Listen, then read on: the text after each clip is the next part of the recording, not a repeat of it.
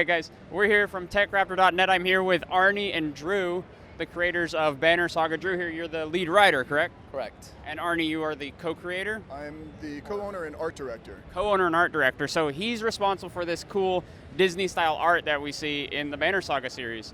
I was talking to you earlier, Arnie, and you said something that was really interesting in how you guys do this animation. Could you just explain that real quick for our viewers? Yeah, sure. The animation is done in the old classic way of rotoscoping. So we act out all the moves at a certain, and then we take film at a certain angle, and then we take the pieces of film that we want and hand them off to Powerhouse Animation, and they rotoscope it, which means trace over the individual frame by frame video we give them to create the old school animated look. Which is really interesting. Exactly how they used to do it, yeah. Yeah, back the old Disney movies were done like that. And if anyone who's ever rotoscoped before, it's tedious, it's not a fun project, and that's why you send it to someone else to do. Well, also it's difficult. So yeah, it is an art form. Yeah. They do it for a living. That's right. So that is really interesting to see, and also the fact that you mentioned you wear the capes, you have the axes, and you run around in your backyard. That's right, yeah. So, yeah, as I said, we do it in our front yard, which is even more awkward. So all my neighbors think we're crazy, but eventually by this point we've been years into it, and now they get it.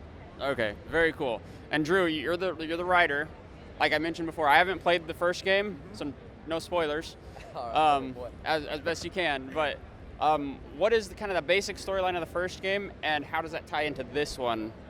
So the basic storyline is that you're a hunter. Actually, you play as two different characters in two different caravans, but the world that you know in this Nordic setting is no longer the same. There's these the dredge, these mythological creatures coming to sweep across the landscape, and you're just dealing with it the best you know how.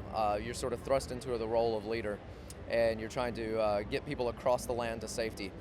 So there's supply management, there's temperament management. You know, people don't want to do what you say all the time. And then, of course, there's combat, inevitable combat, where you have to make tough decisions, and characters do die.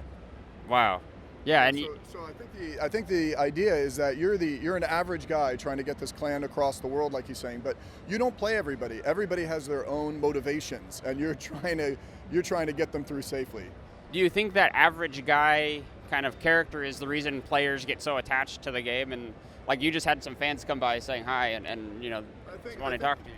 I think the emotionality in the first one with this came from you're playing a father who's a 40-some-odd-year-old father, slightly graying, and he's got a daughter. A little close to home. And he's got a daughter, yeah. And he's got a daughter who's also with the caravan. So it's almost like that's his focus is on his daughter, and she kind of represents the whole caravan. So things happen during this game that make people feel, you know, a lot of emotion for these characters. Right, like you mentioned, you lose characters, stuff happens. Exactly, yeah, and things happen in small travel quests where it sort of puts a face to these numbers that are with you, these numbers of families, and you make bad decisions sometimes, and people die, and you sort of feel those consequences. That's pretty intense. It's always neat to see a game that like it makes you feel the consequence for your decisions. A lot of games we'll play and you'll have your options, and then you'll find out later those don't really matter. Right. So that's really neat that you can actually cause, you can lose people, you can lose a family, you can have people hate you. That's something you don't see very often. You can also make good decisions.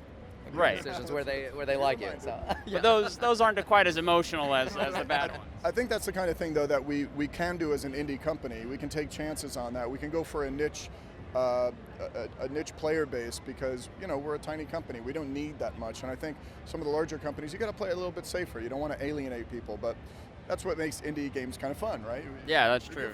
Yeah. It's a little different. It's a little offbeat, and that works. So right, thank you guys. That's all I got for you guys. Thank you, Drew, for talking with us, and Arnie for showing us the game.